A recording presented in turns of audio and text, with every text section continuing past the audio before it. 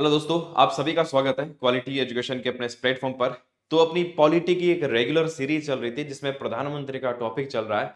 अब हम पॉलिटी की इस रेगुलर सीरीज में पढ़ने वाले कि भारत के अब तक कौन कौन से प्रधानमंत्री रहे हैं। वो वीडियो कराने से पहले, वो क्लास लेने से पहले मैं आपको एक अलग से ये एक टॉपिक लेकर आ रहा हूं। भारत के सभी प्रधानमंत्री, अब तक जितने भी प्रधानमंत्री हुए, वो एक ही ट्रिक में मैं आपको बताने वाला हूं जिससे आपको क्रम से भारत के सारे प्रधानमंत्री याद हो जाए। नेक्स्ट वीडियो में मैं भारत के प्रधानमंत्री कार्यकाल में जो भी घटनाएं हुई है वो सारा बताने वाला हूं, लेकिन ये एक अलग से वीडियो लेकर आ रहा हूं मैं जिसमें भारत के सभी प्रधानमंत्री आपको एक ही ट्रिक में याद हो जाएंगे। ये बहुत जरूरी है क्योंकि कई बार परीक्षा में इस तरह के सवाल पूछे जाते हैं।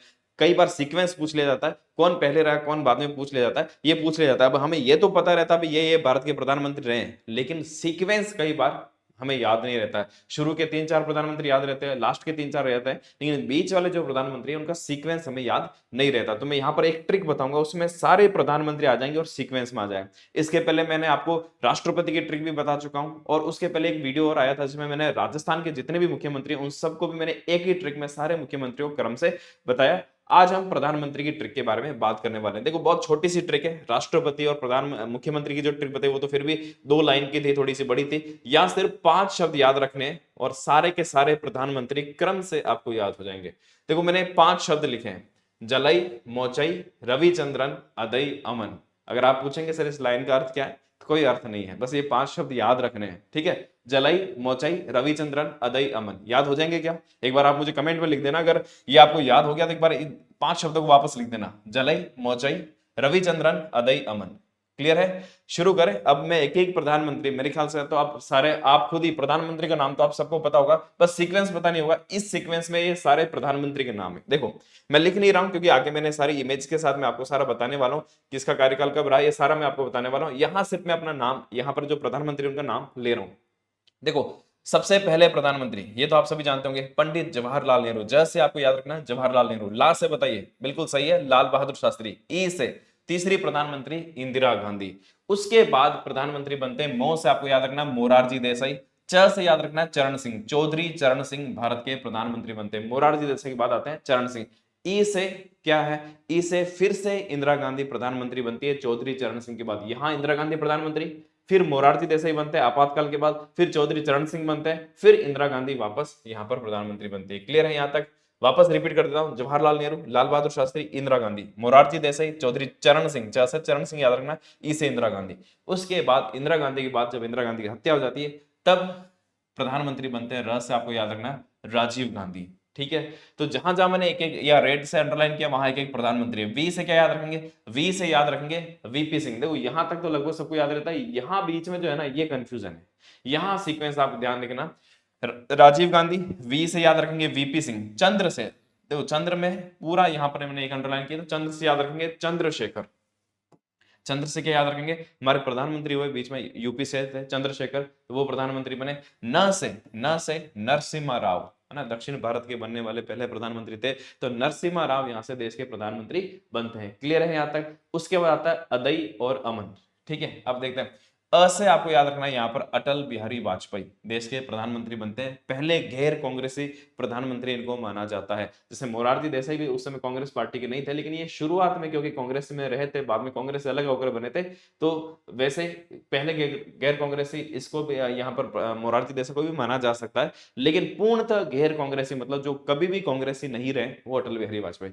उसके बाद द से क्या होगा बताइए? द से यहाँ पर क्या होगा?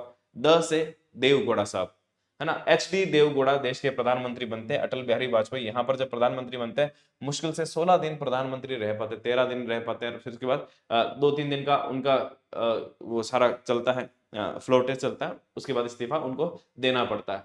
ठीक है, द से देवगौड़ा प्रधानमंत्री बनाए जाते हैं, वो भी मुश्किल से 1 साल भी नहीं रह पाते। फिर प्रधानमंत्री रहते हैं इंद्र कुमार गुजराल। ठीक है, ई से याद यहाँ पर इंदिरा गांधी याद नहीं रखना है, यहाँ पर याद रखना है इंद्र कुमार गुजराल। क्लियर है यहाँ तक?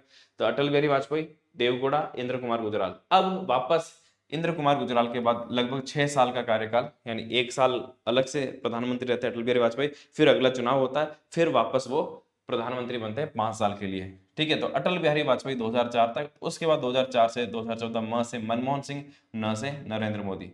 क्लियर है? ये एक ट्रिक थी जिसमें आपको सारे के सारे प्रधानमंत्री याद हो जाएंगे। वापस मैं शब्द रिपीट कर रहा हूं, जलई, मोचई, रविचंद्रन, अदई, अमन, सारे प्रधानमंत्री वापस रिपीट कर रहा हूं। जवाहरलाल नेहरू, लाल बहादुर शास्त्री, इंदिरा गांधी, मोरारजी देसाई, चौधरी चरण सिंह, इंदिरा गांधी, ठीक है। रसे Rajiv Gandhi, VP Singh, Chandrashekhar, Narasimha Rao, Atal Bihari Vajpayee, H D Deve Gowda, द से याद रखना देवगुड़ा, ई से इंद्र कुमार गुजराल, अटल बिहारी वाजपेयी, मनमोहन सिंह और नरेंद्र मोदी। क्लियर हो गया? 5 शब्द याद रखने हैं और इसी सीक्वेंस में सारे प्रधानमंत्री आए, सारे के सारे प्रधानमंत्री आपको याद हो जाएंगे। यहां पर ध्यान रखना, जवाहरलाल नेहरू के बाद जब इनकी मृत्यु हो जाती है पद पर रहते हुए, तो गुलजारी लाल नंदा को कार्यवाहक प्रधानमंत्री बनाया जाता है। उसके बाद लाल बहादुर शास्त्री पूर्ण प्रधानमंत्री बनते हैं पूर्ण कार्यकाल के लिए। फिर भी इनकी भी पद पर रहते हुए मृत्यु हो जाती है, तो थोड़े दिन के लिए फिर से गुलजारी लाल नंदा कार्यवाहक प्रधानमंत्री बनते हैं। अब क्योंकि गुलजारी लाल नंदा वैसे कार्यवाहक प्रधानमंत्री रहते हैं, इसलिए इस ट्रिक में उनका नाम नहीं आ रहा है। तो ठीक है, वो प्रधानमंत्री पद पर रहे, लेकिन वो कार्यवाहक प्रधानमंत्री के तौर पर रहे, उनका नाम हम यहां पर शामिल कर रहे हैं। देखो, सबसे पहले पंडित जवाहरलाल नेहरू, इनके थोड़े से कार्यकाल के बारे में जान लेते हैं। उनका जो निर्वाचन क्षेत्र था वो कौन सा था और पार्टी कौन सी थी, वो भी मैंने यहाँ पर लिखी है। तो देखो, पंडित जवाहरलाल नेहरू देश के पहले प्रधानमंत्री, आजाद भारत के पहले प्रधानमंत्री बने 15 अगस्त 1947 को। ध्यान रखना, उस समय यहाँ पर कोई चुनाव नहीं हुए, है ना, क्योंकि ये उस समय कांग्रेस के अध्यक्ष बनाए गए और फिर यही एक परंपरा थी भी, जो कांग्रेस के अध्यक्ष रहेंगे वो प्रधानमंत्री बन जाएंगे। प्रधानमंत्री बनने की हालांकि एक लंबी चौड़ी कहानी है। मैं प्रधानमंत्री के अलग से 1-2 टॉपिक्स और वीडियोस और लेकर आऊंगा, जिसमें कुछ कहानी और वहां पर हम अलग से कवर करेंगे। जैसे कि आपको पता होगा कि देश के पहले प्रधानमंत्री जिसकी पूरी संभावना थी कि सरदार वल्लभ भाई पटेल बनेंगे, लेकिन वो नहीं बन पाते हैं, है ना। जो उस समय कौन तय करेगा अभी देश के पहले प्रधानमंत्री कौन थे, तो अलग अलग कांग्रेस की जो वर्किंग कमेटीज थी, है ना, अलग अलग प्रांतीय जो कमेटीज थी, वो सब मिलकर डिसीजन लेती थी। 15 में से 12 का निर्णय ये रहता है कि सरदार वल्लभ भाई पटेल देश के प्रधानमंत्री बनने चाहिए। जो 3 बची वो भी यहाँ पर पंडित नेहरू का समर्थन नहीं करते, उसके बावजूद भी पंडित नेहरू देश के पहले प्रधानमंत्री बनते। ऐसी क्या घटनाक्रम थी, वो हम एक अलग से वीडियो में मैं डिटेल में डिस्कशन इसके बारे में करूंगा। तो इस तरह से पंडित जवाहरलाल नेहरू देश के पहले प्रधानमंत्री बनते हैं 15 अगस्त 1947। 1950 में क्योंकि सरदार पटेल की मृत्यु हो जाती है, 1952 में पहली बार देश में चुनाव हो रहे हैं, तो चुनाव होने के बाद फिर स्वाभाविक रूप से एक ही सबसे बड़े नेता बचते हैं, वो है पंडित जवाहरलाल नेहरू, और वो लगातार 1964 तक देश के प्रधानमंत्री रहते हैं। 26 मई 1964, 1964 में पद पर रहते हुए उनकी मृत्यु हो जाती है।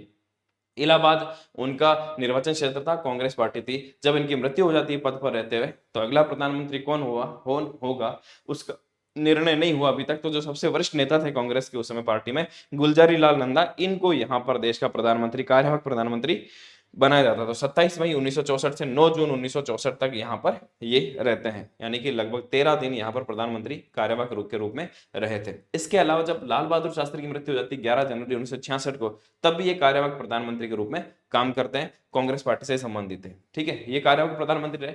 उसके बाद फिर भारत के अगले प्रधानमंत्री बनते हैं लाल बहादुर शास्त्री, जो 9 जून 1964 से लेकर 11 जनवरी 1966, और इनकी भी पद पर रहते हुए मृत्यु हो जाती है। और कहां पर? ताशकंद में, जो उस समय सोवियत संघ का पार्ट था, वहां पर इनकी मृत्यु हो जाती है। मैं डिटेल में अगले वीडियो में, जो अपनी पॉलिटी की रेगुलर सीरीज चल रही है, उस सीरीज में मैं कंप्लीट में डिटेल में इन सब चीजों को और कवर करूंगा, और किसके कार्यकाल में क्या क्या घटना हुई वो अगले वीडियो में हम डिस्कस करेंगे। यहां सिर्फ मैं प्रधानमंत्री, उनके कार्यकाल, उनके बारे में यहां पर डिस्कस कर रहा हूं। वही शुरुआत में सारे जो प्रधानमंत्री बन रहे हैं वो कांग्रेस पार्टी से ही बन रहे हैं। उसके बाद जब अब आती है बात की लाल बहादुर शास्त्री भी नहीं रहे, कुछ दिनों के लिए कार्यवाहक प्रधानमंत्री फिर से गुलजारी लाल नंदा बनते हैं। अब सवाल आता है कि अगले प्रधानमंत्री कौन होंगे। रेस में यहाँ पर सबसे आगे थे उस समय, नाम था कि मोरारजी देसाई प्रधानमंत्री बनने चाहिए, लेकिन फिर से घटनाक्रम चेंज होता है, मोरारजी देसाई प्रधानमंत्री नहीं बनते। वो भी बड़ी इंटरेस्टिंग घटना, और किसी वीडियो में चर्चा करेंगे। और देश की अगली प्रधानमंत्री बनती है श्रीमती इंदिरा गांधी। तो यहाँ से एक और इंटरेस्टिंग क्वेश्चन आता है, वो भी मैं किसी और वीडियो में कवर करूंगा। जैसे बहुत सारे यहाँ सवाल आता है, भाई इंदिरा गांधी, इनका सरनेम गांधी कैसे? आज जैसे जो गांधी फैमिली है, आज जैसे राहुल गांधी जी हैं, है ना, उनकी माताजी सोनिया गांधी हैं, उनके पिताजी राजीव गांधी थे, फिर इनकी जो राहुल गांधी जी की दादी है इंदिरा गांधी, इनको गांधी सरनेम कैसे मिला, उस पर मैं एक अलग से डिटेल वीडियो लेकर आऊंगा। क्योंकि देखो, आप इनके देखिए, पंडित जवाहरलाल नेहरू की बेटी थी इंदिरा गांधी, तो नेहरू सरनेम इनको नहीं मिल रहा है ना। पिता की विरासत से अगर हम बात करें तो नेहरू सरनेम भी इनको नहीं मिल रहा। उनके पति जो थे, लोगों के सबसे ज्यादा वही आते हैं सवाल कि उनके पिता, जब इनके पति का नाम फिरोज खान था, तो इनका नाम गांधी कैसे हो गया। हम किसी और वीडियो में डिटेल में चर्चा करेंगे कि गांधी सरनेम आखिरकार इंदिरा गांधी को कैसे मिला।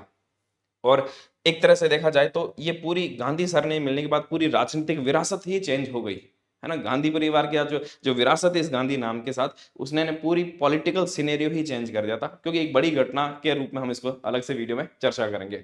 तो 24 जनवरी 1966 तक गुलजारी लाल नंदा प्रधानमंत्री रहते हैं, 24 जनवरी 1966 से, ठीक है। 24 जनवरी 1966 से लेकर आप देखिए पहले ये 67 तक प्राइम मिनिस्टर रहती है, फिर 67 में चुनाव होता है, 67 से 71 तक फिर से प्राइम मिनिस्टर, फिर 71 से वापस 77 तक यहाँ पर प्रधानमंत्री इंदिरा गांधी। तो 77 तक ये लगातार 1966 से लेकर 1977 तक लगातार इंदिरा गांधी प्रधानमंत्री रहती है। 1975 में इंदिरा गांधी द्वारा आपातकाल लगाया जाता है, 77 में फिर से चुनाव कराया जाता है और 77 का चुनाव इंदिरा गांधी हार जाती है, ठीक है। उसके बाद बीच में मोरारजी देसाई प्रधानमंत्री आते हैं, चौधरी चरण सिंह आते हैं, चौधरी चरण सिंह के बाद फिर से इंदिरा गांधी प्रधानमंत्री बनती है 1980 से 1984। यह मैंने एक साथ लिख दिया है, ठीक है। और यहाँ पर आप देखिए वो अलग अलग निर्वाचन क्षेत्र से लड़ती है, रायबरेली से भी, मेडक से भी, आंध्र प्रदेश से भी, और कांग्रेस पार्टी से संबंधित है, ठीक है। 1977 का चुनाव हारने के बाद फिर अगले प्रधानमंत्री जो प्राइम मिनिस्टर बैटिंग चल रहे थे काफी टाइम से, जवाहरलाल नेहरू के बाद से ही ये था कि मोरारजी देसाई बनेंगे, लेकिन पहले लाल बहादुर शास्त्री आते हैं, फिर इंदिरा गांधी आते हैं, यहां जाकर 1977 में जाकर मोरारजी देसाई का प्रधानमंत्री में नंबर लिखता है। लेकिन कितने टाइम तक, मुश्किल से यहाँ पर आप देखिए 2 साल भी वो सरकार नहीं चला पाते, मुश्किल से 18 महीने की उनकी सरकार चलती है। 1977 से लेकर 1979 तक 18 महीने के अंदर वो सरकार वापस गिर जाती है। चौधरी चरण सिंह अपना समर्थन वापस ले लेते हैं। चौधरी चरण सिंह को कांग्रेस ये आश्वासन देती है कि हम आपको समर्थन करेंगे, आप प्रधानमंत्री बनिए, हम आपका समर्थन करेंगे। तो चौधरी चरण सिंह यहां से अपना समर्थन वापस ले लेते हैं। चौधरी चरण सिंह फिर कांग्रेस के समर्थन से सरकार बनाते हैं, लेकिन कांग्रेस इनकी सरकार बहुत ज्यादा चलने नहीं देती है। आप देखो जुलाई में इनकी सरकार बनी थी, जुलाई 1979, और जनवरी में इनकी सरकार वापस गिर गई। तो चौधरी चरण सिंह हालांकि देश के प्रधानमंत्री रहे हैं। यूपी से जनता पार्टी, देखो यहां पर ध्यान देना, पहली बार ऐसा हो रहा है कि कांग्रेस के अलावा कोई अलग पार्टी की सरकार यहां पर देश में बनी। कब बनी? 1977 में जनता पार्टी की सरकार यहां पर बनती है। तो पहली गैर कांग्रेसी सरकार भी यहां पर कहा जा सकता है। इसके बाद चौधरी चरण सिंह के बाद 1980 से 1984, अभी हमने बात की, इंदिरा गांधी, वापस कांग्रेस पार्टी जीती है और इंदिरा गांधी देश की प्रधानमंत्री बनती है। 84 में इंदिरा गांधी की हत्या हो जाती है और फिर अचानक से प्रधानमंत्री पद के यहाँ पर राजीव गांधी को प्रधानमंत्री बनाया जाता है। 1984 में वो पद की शपथ लेते हैं, हालांकि उन्होंने उसी समय लोकसभा को भंग करके नए चुनाव कराते हैं, और नए चुनाव के साथ अब तक के सबसे युवा प्रधानमंत्री और अब तक के सबसे भारी बहुमत के साथ जो प्रधानमंत्री बनते हैं वो बनते हैं राजीव गांधी। 1984 से लेकर 1989, और इनका जो संसदीय निर्वाचन क्षेत्र है वो है अमेठी। आपको ध्यान होगा कि अमेठी से अब तक लगातार राजीव गांधी के बाद राहुल गांधी चुनाव लड़ते आ रहे थे। हालांकि वो पिछला चुनाव हार जाते हैं, हारने के कारण वो अपनी सीट चेंज करते हैं, वायनाड से लड़ते हैं, और इस बार उन्होंने अमेठी से नहीं लड़कर रायबरेली से, जहां पर परंपरागत रूप से गांधी परिवार की सीट थी, इंदिरा गांधी लड़ती थी, और उसके बाद सोनिया गांधी उस सीट से लड़ती थी। इस बार सोनिया गांधी जी ने वो सीट छोड़ दी और राहुल गांधी ने वहां से चुनाव लड़ा था, ठीक है। बाकी परंपरागत रूप से राहुल गांधी भी अमेठी, और अमेठी यहाँ पर राजीव गांधी, उसके बाद राहुल गांधी यहाँ से चुनाव लड़ते थे। उसके बाद देखो 1989, जो अब तक के सबसे भारी बहुमत से प्रधानमंत्री जीते थे, वो अगला चुनाव हार जाते हैं, ठीक है। और 1989 और 1989 से लेकर 1990, देखो लगभग 11 महीने की सरकार रहती है। विश्वनाथ प्रताप सिंह देश के प्रधानमंत्री बनते हैं। ये वही वीपी सिंह है जो एक समय में राजीव गांधी की सरकार में वित्त मंत्री थे। राजीव गांधी प्रधानमंत्री थे, ये वित्त मंत्री थे, लेकिन 5 साल में ऐसा घटनाक्रम बदलता है कि इस पार्टी को छोड़ देते हैं, नई पार्टी का गठन करते हैं, अलग अलग दल मिलकर गठबंधन सरकार के रूप में, और राजीव गांधी की जगह अगले प्रधानमंत्री चुने जाते हैं विश्वनाथ प्रताप सिंह। बहुत लंबा चौड़ा घटनाक्रम है, हम आगे के वीडियो में और अलग अलग वीडियो में इस तरह से डिस्कस करेंगे, ठीक है। तो यूपी से ही बनते हैं, तो ज्यादातर आपको प्रधानमंत्री मिलेंगे वो यूपी से यहाँ पर मिलेंगे। और जो पार्टी आप देखिए जनता दल, वो जो थी वो जनता पार्टी है, या इन्होंने जो बनाया था वो जनता दल नाम से बनाया और अपनी सरकार यहाँ पर बनी। लेकिन सरकार कितनी चलती? वही 11 महीने। उसके बाद 11 महीने के बाद सरकार गिर जाती है, और 1990 से, नवंबर 1990 से लेकर जून 1991 तक फिर सरकार रहती है चंद्रशेखर की। इनके बारे में कहा जाता है ये कभी न तो मंत्री रहे न मुख्यमंत्री रहे, सीधे प्रधानमंत्री यहाँ पर देश के बने थे, लेकिन सरकार बहुत ज्यादा नहीं चला पाए। मतलब इनके हिस्से में आता है कि 15 अगस्त जो एक प्रधानमंत्री के लिए बहुत बड़ा एक घटना होती है उनके कार्यकाल में, कि वो लाल किले से देश का ध्वजारोहण करते हैं, लेकिन इनको वो सौभाग्य प्राप्त नहीं हुआ क्योंकि 15 अगस्त इनके कार्यकाल में आया ही नहीं, तो एक बार भी लाल किले से झंडा इन्होंने नहीं फहराया। वही जनता दल से, उसी से अलग होकर इनको यहाँ पर प्रधानमंत्री बनते हैं। फिर आते हैं नरसिंह राव या नरसिम्हा राव भी कह सकते हैं, इनका नाम नरसिम्हा राव भी आपको मिलेगा, वो भी ज्यादा जगह आपको यही मिलेगा, पीवी नरसिम्हा राव, ठीक है, पीवी नरसिम्हा राव। तो दक्षिण भारत से बनने वाले एकमात्र ये अभी तक प्रधानमंत्री रहे जो दक्षिण भारत है यहाँ पर बनते हैं, एकमात्र नहीं कहेंगे, पहले प्रधानमंत्री, क्योंकि उसके बाद एच डी देवगौड़ा भी यहाँ पर बनते हैं। 21 जून 1991 में यहाँ पर, हालांकि ये गठबंधन सरकार है लेकिन 5 साल पूरी यहाँ पर चलती है। 21 जून 1991 से लेकर 16 मई 1996 तक 5 साल यहाँ पर कांग्रेस की सरकार रहती है। अब क्योंकि इस समय तक राजीव गांधी की हत्या हो चुकी थी, अब कांग्रेस परिवार से या ऐसा कोई सदस्य नहीं था जो यहाँ पर प्रधानमंत्री बने, जैसे सोनिया गांधी थी, लेकिन उस समय सोनिया गांधी का इतना एक्सेप्टेंस नहीं था कांग्रेस पार्टी में, तो जो वरिष्ठ नेता थे पीवी नरसिम्हा राव, उनको प्रधानमंत्री बनाया जाता है, और आंध्र प्रदेश से आते थे कांग्रेस पार्टी से, ठीक है। उसके बाद नेक्स्ट हमने यहां पर लिया अटल बिहारी वाजपेयी। ये ऐसे प्रधानमंत्री जो पहले पूर्णतः गैर कांग्रेसी प्रधानमंत्री बनते हैं। मोरारजी देसाई बने थे, गैर कांग्रेसी प्रधानमंत्री थे, लेकिन पूर्णतः गैर कांग्रेस प्रधानमंत्री जो कभी भी कांग्रेस में नहीं रहे, तो यहां पर हम नाम ले सकते हैं अटल बिहारी वाजपेयी। 16 मई 1996 से 1 जून 1996, कितने दिन, मुश्किल से 16 दिन, मतलब बन जाते हैं, बहुमत मिलता नहीं है, फिर भी क्योंकि सबसे ज्यादा सीटें होती है, सरकार बनाने के लिए आमंत्रित करते हैं राष्ट्रपति, सरकार बनाते भी हैं, 16 दिन की सरकार रहती है, फिर जब फ्लोर टेस्ट होता है तो सरकार को बहुमत नहीं मिल पाता और सरकार 16 दिन के अंदर अंदर ही गिर जाती है, ठीक है। अब यहां पर देखिए, जब 1 जून 1996 को जब ये सरकार गिरी थी, तो वापस सरकार किसने बनी, एच डी देवगौड़ा को प्रधानमंत्री यहाँ पर बनाया जाता है, और 1 जून 1996 से लेकर 21 अप्रैल 1997 को एच डी देवगौड़ा देश के प्रधानमंत्री बनते हैं। ये हसन लोकसभा क्षेत्र, कनकपुरा लोकसभा क्षेत्र जो कर्नाटक है, वहां से आते हैं, जनता पार्टी के सदस्य यहाँ पर रहे हुए हैं, ठीक है। ये तीसरा मोर्चा भी इनको कह सकते हैं, इनका अलग से एक मोर्चा था, उस तरह से बनते हैं, पर इनकी सरकार भी ज्यादा नहीं चलती है। 21 अप्रैल 1997 तक एच डी देवगौड़ा प्रधानमंत्री रहते हैं, लोकसभा चेंज नहीं हो रही है, लोकसभा वही है, लेकिन प्रधानमंत्री चेंज हो रहे हैं। 21 अप्रैल 1997 से बाद में प्रधानमंत्री बनाए जाते हैं इंद्र कुमार गुजराल, जिनकी सरकार चलती है 19 मार्च 1998, फिर वापस यहाँ से चुनाव होते हैं और वापस प्रधानमंत्री बनते हैं। आप देखिए 21 मार्च 1998 से लेकर 21 मार्च 1998, फिर 19 अक्टूबर 1999 तक ये वापस प्रधानमंत्री बनते हैं। लगभग 13 महीने से भी ज्यादा की सरकार यहाँ पर इनकी चलती है, और उसके बाद वापस नए चुनाव कराते हैं 19 अक्टूबर 1999 से लेकर 22 मई 2004, यहाँ से 5 साल का कार्यकाल पूरा। देखो 3 बार यहाँ पर प्रधानमंत्री बनने, 3 बार शपथ ले रहे हैं, ठीक है, तीसरी बार यहाँ पर प्रधानमंत्री बने हैं, लेकिन कार्यकाल देखो यहाँ पर सिर्फ ये वाला जो है वो कार्यकाल लगभग अपना 5 साल का पूरा कर पाते हैं। यहाँ पर वो भी लखनऊ उत्तर प्रदेश से इनकी सीट होती है, और भारतीय जनता पार्टी के पहले प्रधानमंत्री यहाँ पर बनते हैं अटल बिहारी वाजपेयी। उसके बाद आप देखिए अटल बिहारी वाजपेयी का जब ये कार्यकाल होता है 2004 का, उसके बाद प्रधानमंत्री बनते हैं डॉक्टर मनमोहन सिंह। मनमोहन सिंह 2004 से लेकर 2009 और फिर वापस 2009 से लेकर 2014, 2 कार्यकाल तक के लिए प्रधानमंत्री रहे थे, लगातार 2 कार्यकाल, और लोकसभा से नहीं थे, ये असम की राज्यसभा सीट से आते थे, कांग्रेस पार्टी से बिलोंग करते थे। और अब हम बात कर लेते हैं जो वर्तमान प्रधानमंत्री है, नरेंद्र दामोदर दास मोदी। लगातार 3 कार्यकाल के लिए प्रधानमंत्री अब चुन लिए गए हैं, लगातार 3 कार्यकाल, देखो लगातार 3 कार्यकाल, 2 कार्यकाल पूर्ण कार्यकाल पूरा करने के बाद, 5-5 साल के बाद 2 कार्यकाल करने के बाद, तीसरे प्रधानमंत्री, तीसरी बार शपथ लेने वाले प्रधानमंत्री जवाहरलाल नेहरू के बाद अब वापस नरेंद्र मोदी बने हैं, ठीक है। उसके बीच आप देखिए कोई भी रेगुलर 5-5 साल के 2 कार्यकाल पूरे करके यहां पर प्रधानमंत्री नहीं बने।